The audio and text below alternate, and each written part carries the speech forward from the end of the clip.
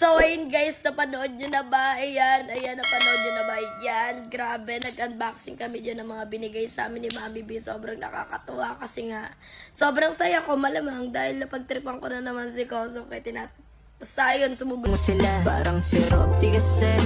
Gusto ko sa'yo ka lang. Ang daming nang babash ngayon kay Daisuke dahil daw ang labo ng camera niya. Ang daming nagsasabi na parang may hamog daw yung cellphone ni Daisuke, para daw nasa Baguio, para daw may nagsasauna, para daw may nagsisiga sa paligid kasi sobrang foggy daw talaga. At higit talaga sa lahat mga kapatid, hindi ko talaga in-expect na grabe talaga yung gagawin ni Susie kay Daisuke. Grabe, nilait-lait lang naman ni Susie yung cellphone ni Daisuke. Pinagsasabi niya doon, grabe like parang tagwa 1,000 daw lang yung cellphone ni Daisuke, na para daw yung cellphone daw ni Daisuke is, alam niyo yun, parang sobrang labo, bakit ito nagti-TikTok, wala daw sa Manix naka-Android. Grabe, hindi ko talaga na-expect na lalabas talaga sa bibig ni Susie yun. So, kayo na bahala guys mag-judge sa pinagsasabi ni Susie. So, panoorin nyo na lang yung TikTok ni Daisuke. Sa mga kapatid, yung